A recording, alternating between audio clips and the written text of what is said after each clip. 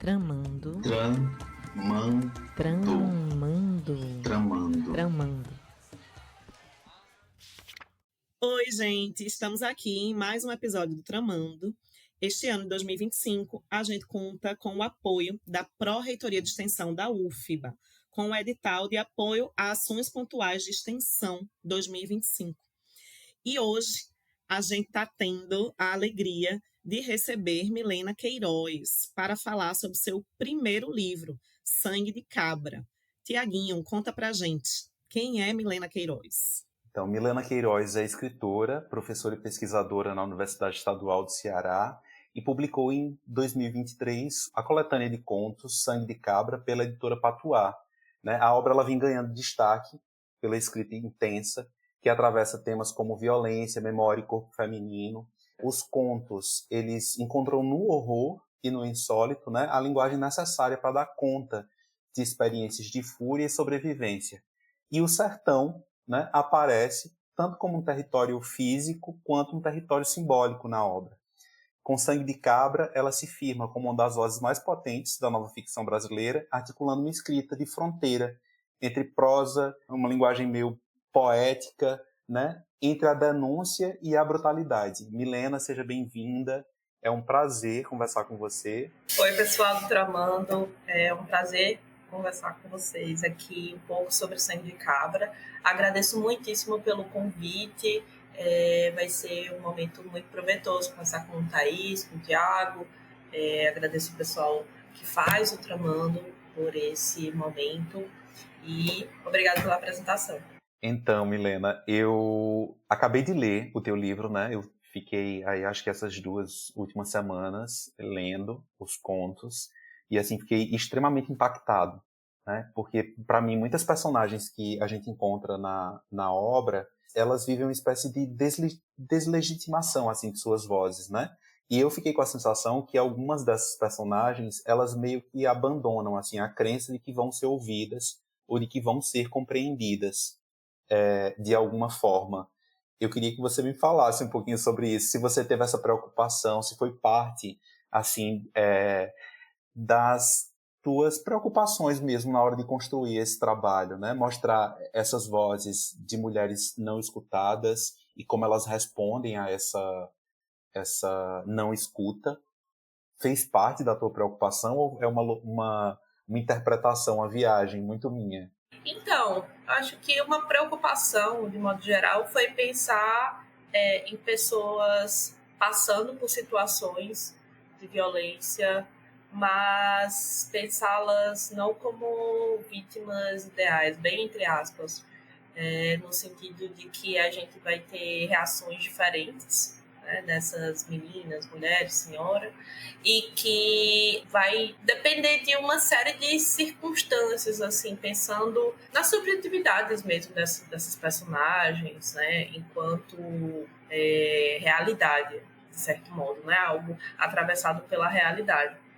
Então, eu diria que essa preocupação foi muito mais sobre essa complexidade e essa questão em torno dessa ausência de uma vítima perfeita, principalmente quando a gente pensa esse espectro de violência contra a mulher, E aí esse elemento de não serem ouvidos, acho que é um elemento muito recorrente, Mesmo quando a gente tem pessoas, mulheres, pensando nesse recorte, em um certo lugar de privilégio social e tudo mais, mas quando a gente se depara com casos, quando a gente se depara com situações factuais, a gente tem muitas vezes um medo de falar sobre, um medo de exposição, medo do que as pessoas vão pensar, ainda que seja alguém que conheça, que tenha, sei lá, colegas advogadas que poderiam trazer um amparo maior.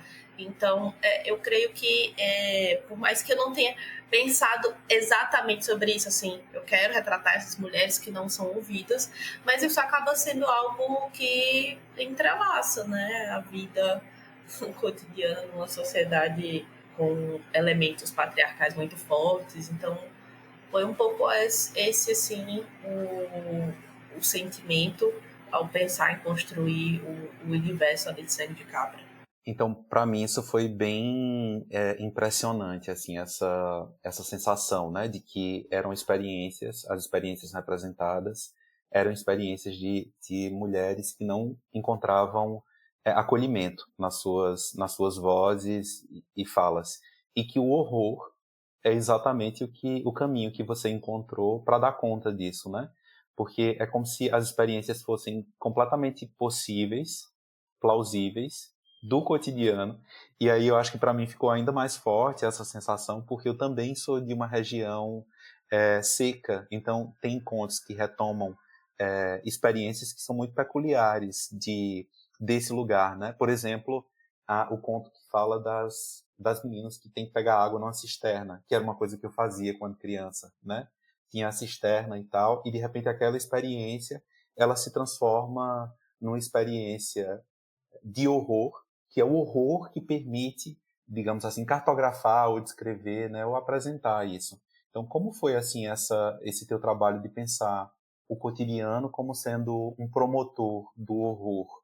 É interessante essa pergunta, Tiago, porque eu penso que parte muito das minhas leituras, lendo principalmente latinas, escrevendo horror, e aí me deparar com situações completamente diferentes, assim, por exemplo, no caso desse conto do volume morto, né, das duas irmãs lá precisando pegar água para ir para a escola, mas que ao mesmo tempo muitas dessas narrativas, lendo autora como Mônica Almeida, ou Mariana Henriquez e outras, a gente nota isso do cotidiano atravessando esse insólito, esse às vezes horror, às vezes ficção especulativa.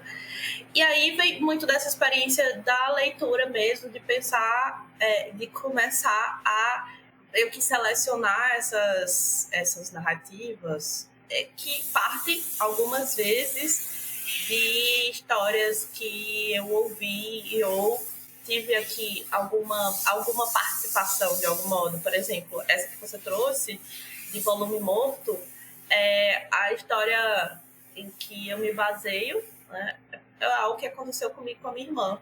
Quando nós éramos pequenas e eu estava cuidando da minha irmã, ela se acidentou na cisterna.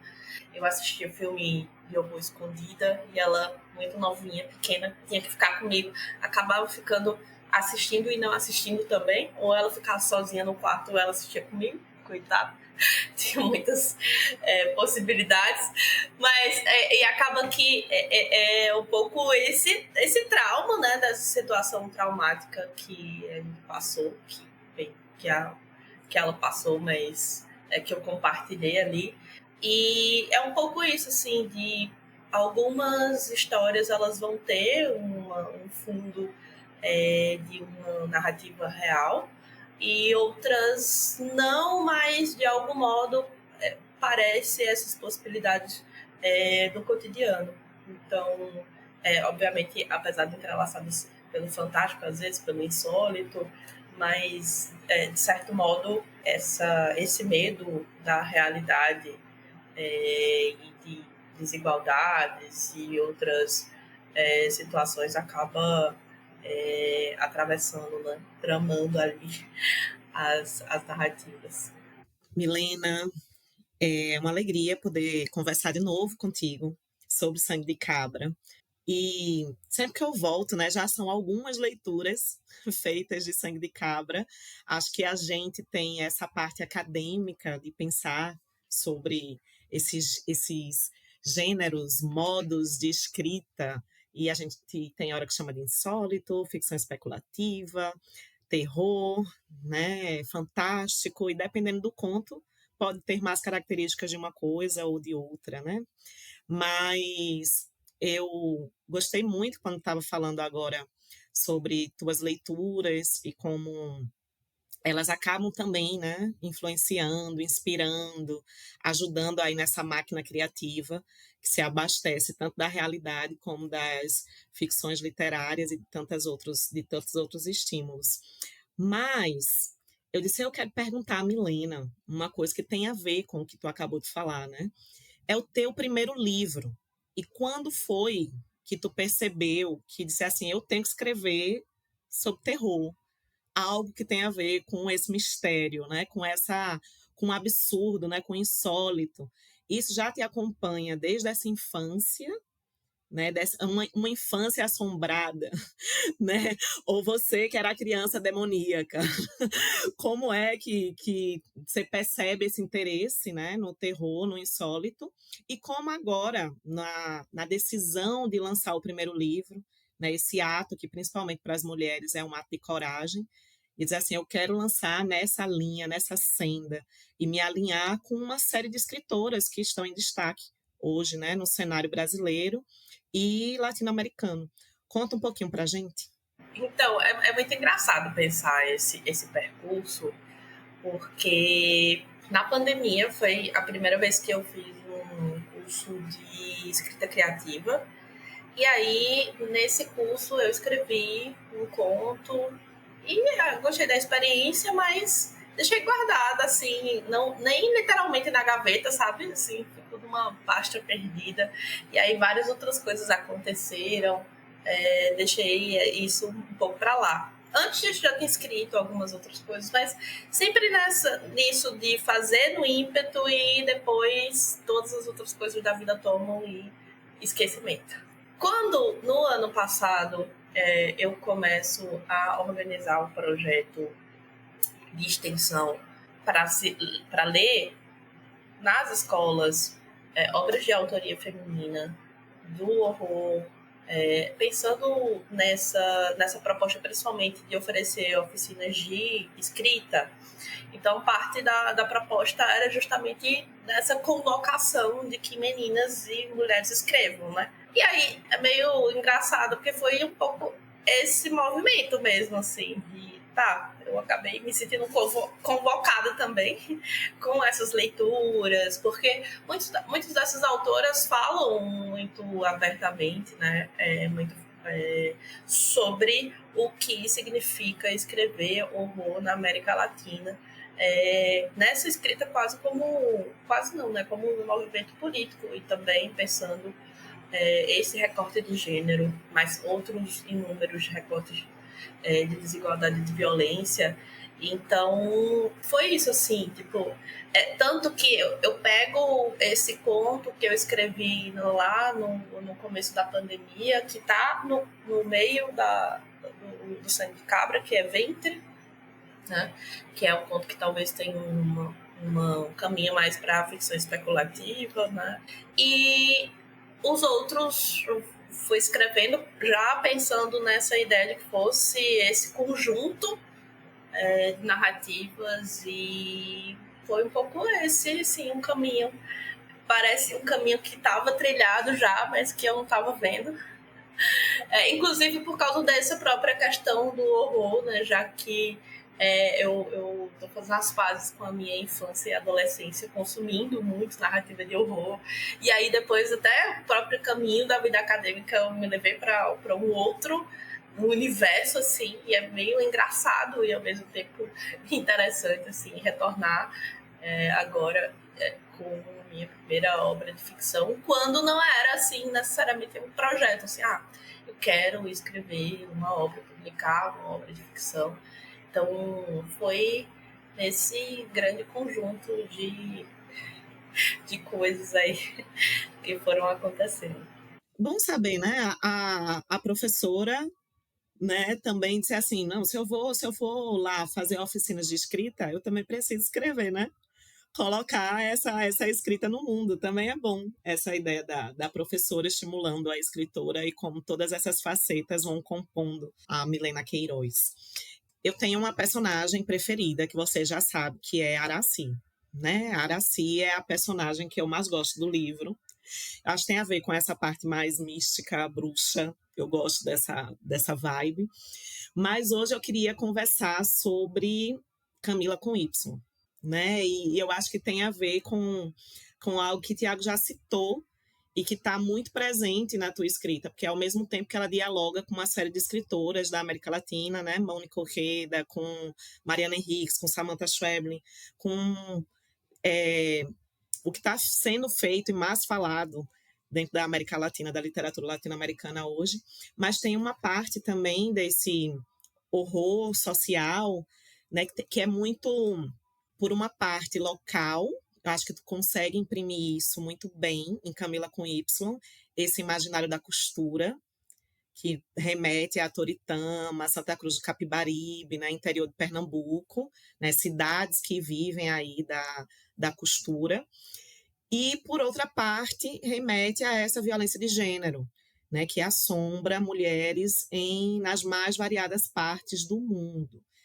E eu fiquei pensando em como tu faz no livro essa construção dos espaços e das personagens, né? Então, como foi o teu processo criativo, por exemplo, com Camila com Y? Então, é uma personagem que eu tenho um apego, a Camila com Y. E, bem, pensar o processo da construção da personagem parte de novo disso, do meu lugar no mundo, quanto dessas leituras, né? Porque, é uma personagem que eu queria que na narrativa a gente tivesse o nome dela a partir dessa mudança que ela faz, né? Ela vai para uma outra cidade, no geral, principalmente quem é de Toritama, Caruaru, Santa Cruz ali, reconhece meio que rapidamente. E aí vem um pouco, como eu disse, dessa mescla assim, dos próprios ambientes em que eu cresci, né, onde eu cresci, já que eu sou de Santa Cruz, já trabalhei na Feira de Toritama, já levei mercadoria para Feira de Caruaru, né? Além do fato de que desse universo, né, então teve a narrativa em que eu ouvi sobre essa mulher que tinha mudado para Santa Cruz do Capibaribe, justamente por uma situação de violência que teve com o ex-marido. E aí ela vai precisar mudar sem nada e refazer a vida completamente, né?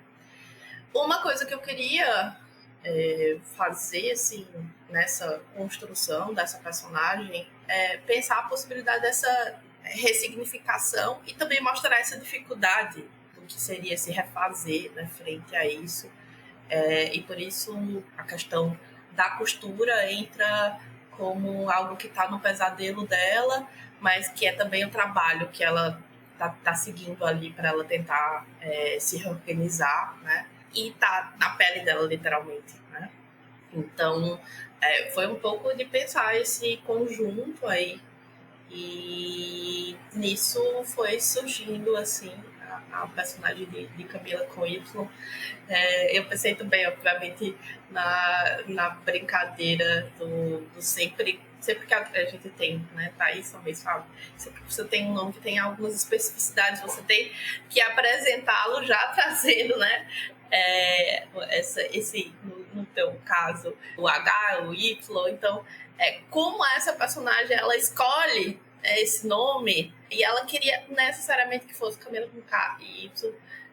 Eu queria que isso tivesse marcado já no título, porque é um pouco esse título que ela escolheu, já que agora a gente não sabe o nome anterior dessa personagem, já que a partir de então ela se torna Camila com Y. Então foi um pouco esse conjunto e pensar também essa cabeça, né? Essa cabeça decepada que acompanha essa personagem e que elas falam sobre isso na terapia, apesar de que mesmo na terapia ela acaba não falando tudo, porque ela fica ali com medo de parecer que não tem nenhum jeito de sair da situação, de se refazer. Então, que eu acho que é um pouco dessa complexidade dessa mudança tão brusca, né, forçada por uma situação de violência, e ao mesmo tempo dessa decisão de seguir em frente, mesmo que isso signifique carregar essa cabeça decepada, né? Carregar essa que é algo que já estava lá nas primeiras linhas do Camila com Y. Foi essa, assim, a reflexão para pensar a construção da personagem. Eu separei um trechinho. Tu deixa eu ler? Claro. E aí, talvez, para o leitor, a literatura sempre explica mais, né? Ou explica menos e mostra mais, né? Do que é que se trata. Meu nome é Camila. Foi esse o nome que ela escolheu para si. Ela sempre achou bonito. Ela foi atendida finalmente, e assim que conseguiu, contou sobre os pesadelos, sobre como ela sonhava com frequência com um homem tentando costurá-la na parede, que às vezes a incomoda especialmente que ela não consiga perceber que está sonhando e que acorda com dores no braço, com dor na cicatriz. Como se a agulha seguisse a costurando a partir do dedo mindinho, passando pelo pulso, seguindo em linha perfeita até o cotovelo, indo até o ombro, enquanto ela grita, pedindo para ele parar e para ele dizer o que quer.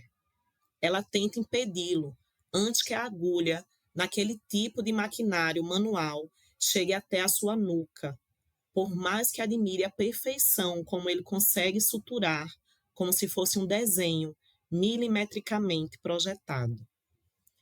Então, eu fiquei, assim, chocado quando eu li esse conto, né? Primeiro pelo início e depois pela ideia dessa cabeça que retorna meio como se fosse, sei lá, um trauma do passado e persegue essa pessoa que está tentando reconstruir a vida, né? E aí, no meio desse pesadelo, que é a própria vida dela também, ela ainda consegue articular uma resposta. E aí ela responde a essa cabeça, né?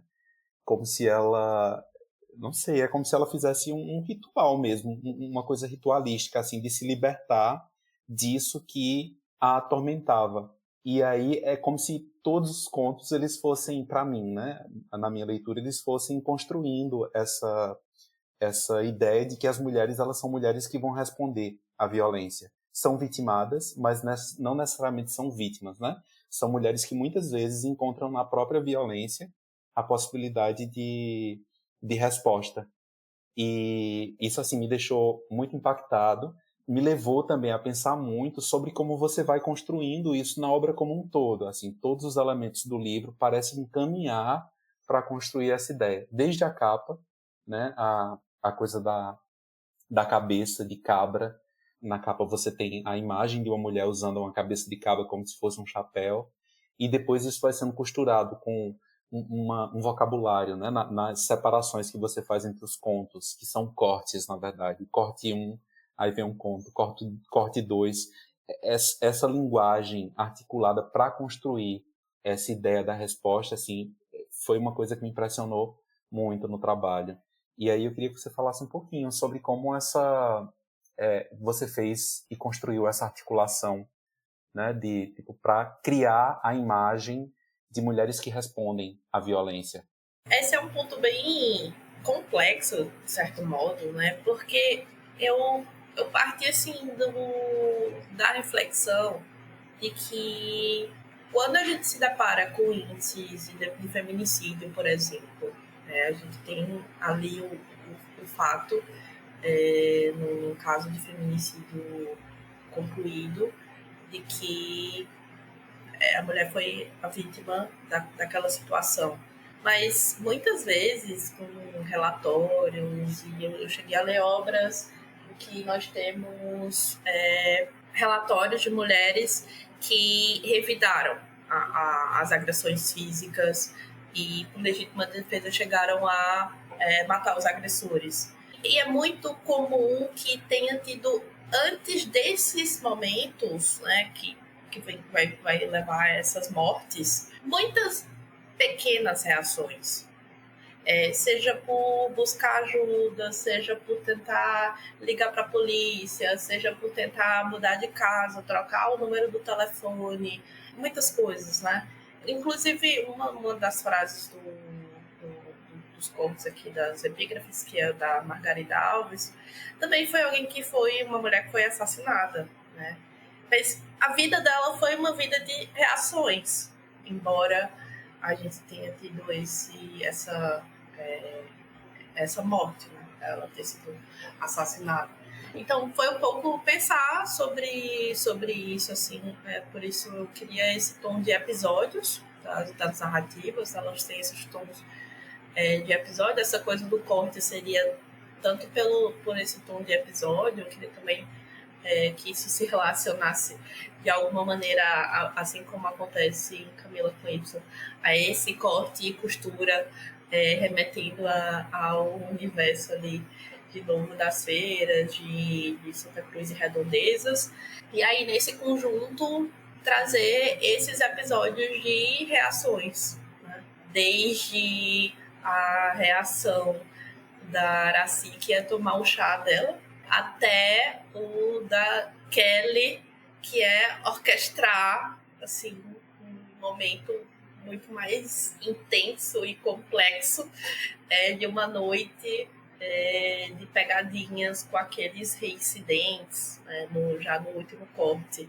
Ou mesmo no primeiro corte, que é o Sangue com Cabra, que eu queria deixar um pouco aberto se a reação, principalmente da Natália, foi voltar para a escola ou foi voltar para a escola e fazer algo mais com aqueles rapazes. Mas em todas as possibilidades houve alguma reação, ainda que fosse voltar com a cabeça erguida. Então eu queria pensar muito mais nesses episódios, dessas pequenas reações, e acaba que é esse assim, o projeto literário, de certo modo, de Sangue de Cabra, que aí foi se colocando na própria estrutura, de certo modo, né, da construção das narrativas, apesar de que algumas são, a maioria das narrativas, narrativas menores, tem Maledicência, que é um pouco maior, mas aí eu tentei fazer Maledicência mais ou menos o mesmo formato de pequenos cortes para construir essa narrativa. Então foi um pouco nessa ideia, assim, dessa coisa dos episódios e dessa costura de como há um fio assim, que entrelaça essas narrativas. No caso de Sangue de Cabra, me tocou muito a resposta que Natália conseguiu articular, né? Porque é como se ela precisasse ter respondido, ela precisou responder a uma situação na qual ela deveria ser protegida e no espaço onde ela deveria estar protegida, que é a escola, né? Quando você pensa que tipo o conto começa com uma descrição ou com um convite para que os pais venham até a escola para explicar o comportamento dela, né? Que não teria nada demais, e que depois ela tem que cobrar da escola uma resposta para o bullying que ela sofreu, você percebe o quanto o cotidiano ele é um horror para muita gente, né? E, assim, isso mexeu muito comigo. Foi o primeiro que o conto, assim, já me desestabilizou e eu percebi que sabia ficar completamente impactado por essas diferentes histórias e pela escrita, né? Pela forma como você vai articulando essas experiências. E aí eu tenho uma pergunta sobre as questões estéticas, assim, onde foi que você se inspirou para a construção dos contos, quais foram as tuas referências, como foi esse processo? Posso dizer que as minhas principais referências são, de fato, aquelas que estão citadas nas epígrafes. Por exemplo, a epígrafe de Camila com Y é de Tituba, Tituba, Bruxa Negra de Salem, que é uma narrativa que parte de uma linha histórica, que houve essa mulher chamada Tituba, que esteve lá, que foi considerada bruxa, né, na lista daquelas que foram chamadas de bruxas de Salem.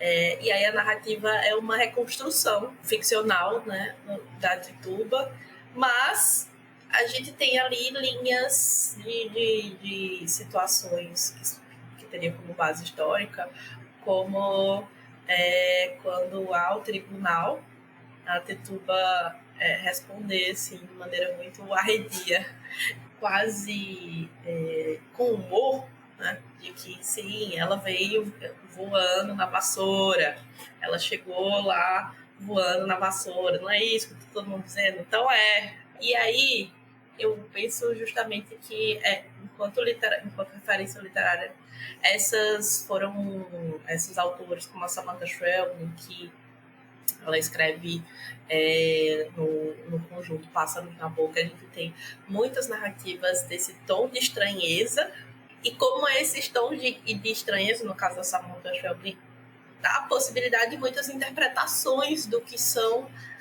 aqueles elementos ali. E aí eu citei esses dois, assim, mas há outros, porque aí pensando no caso, por exemplo, do Eu Tituba, a gente tem esse tom mais que é ficcional, mas tem uma base histórica, né? Mas ao mesmo tempo dessa mulher que foi considerada uma bruxa e de como ela viveu, como foi a vida dela, e quando pensam enquanto contos. Tem muitas outras autoras que vêm aqui nas epígrafes, como a Isabel Quintieri, que é uma escritora paraibana, a Mônica Orreda, com Voladoras. Então, tem muitas autoras de horror contistas que trabalham nessa linha do episódio do estranho. Então, acho que esse conjunto assim, foi realmente da minha referência principal, e a partir de então, entrelaçando tanto com outros tipos de narrativas, como com lembranças, histórias que eu ouvi e medos. Então, foi um pouco esse aí o conjunto, o balaio que foi se formando. Milena, eu acho que tem essa sensação, né, que Tiago apontou e que eu tinha anotado aqui, né? Eu acho que tem um deboche, né, no livro, uma ideia assim, a gente tem que dar risada mesmo dentro do absurdo, porque é tão horrível que se a gente não entrar por esse caminho também de rir e pensar formas de nos vingar, fica tudo bem mais complicado. Acho que tem. E acho que nessa vingança aí literária, você está colhendo lindos frutos, né? Sangue de Cabra é um sucesso, como está sendo para você essa recepção, a circulação. E conta para a gente, quem quiser comprar o livro, quem quiser te convidar para outras atividades, como é que faz para te achar, como é que faz para ter o livro autografado. Conta como é que está sendo a circulação e a recepção para você de Sangue de Cabra, e das tuas redes, da forma de te encontrar. Então, obrigada pela deixa, porque senão, inclusive, se não falasse literalmente, eu não iria lembrar de fazer isso. Tem sido muito, muito legal, tem sido muito bacana, assim, porque enquanto eu escrevia, organizava e finalizava a parte da edição do livro, eu não estava pensando em como seria a recepção. É bem engraçado dizer isso. Isso deve soar muito mentiroso, mas é só o fato. Eu tava assim pensando só, quero ver quando o livro chegar na minha mão, como é que ele vai ser. E aí foi muito engraçado, porque quando ele chegou nas minhas mãos, ele já tinha participado de um clube do livro, que foi um clube do livro da própria editora. Assim, eles selecionaram antes de chegar para mim. Então, já tava assim, aparecendo leitores sem que eu tivesse com o livro. Foi bem inusitado. E aí depois teve inclusive Thaís estava mediando o meu primeiro lançamento, né? Foi em Campina Grande, e foi muito legal reencontrar muitas pessoas, apesar de eu já não estar mais morando em Campina Grande, mas principalmente pessoas que eu conheci, alunos, ex-professores, e poder fazer esse momento. Depois teve lançamento em Santa Cruz, no Capibaribe, Pernambuco, aqui em Aracati, no Ceará, em Recife, na Flip. E aí isso, assim, é tudo muito novo e muito inusitado, e ao mesmo tempo muito interessante, assim, ver, sei lá, algum aluno que foi um aluno 10 anos atrás comentando que leu a obra e que gostou. É isso, assim, é o estranho. Me deparando, assim, com o peculiar e, ao mesmo tempo, fantástico, no melhor sentido do termo. Tem sido muito bacana mesmo. Principalmente porque muitas vezes eu tenho me deparado com pessoas lendo a obra que não são, assim, da bolha né, esperada da leitura. E aí isso é bem interessante, por exemplo, sei lá, alguém que fala assim, ó, nunca li uma obra de horror, eu nem sabia que poderia ser minimamente interessante. Ou outra pessoa que se deparou porque alguém indicou, então tem sido divertido. Essa coisa do deboche, né, só para comentar um pouco sobre, eu penso que é um pouco isso, assim, pensando justamente em situações de violência cotidiana, principalmente quando são microviolências, né, que a gente precisa estar nos espaços, apesar de se deparar com, enfim, com algo que nos diminuiria, usar um pouco, acho que do deboche como arma é uma possibilidade também algumas vezes, e nos coloca num certo campo, eu não vou dizer que nos coloca no campo da leveza, mas nos coloca no campo da possibilidade de estar, né? De persistir, se essa for a decisão também. Eu sempre acho que passando-se por uma situação de violência, muitas reações são válidas, de ficar, de sair, de gritar, de chorar, de, né, silenciar, às vezes, por quaisquer que sejam os motivos.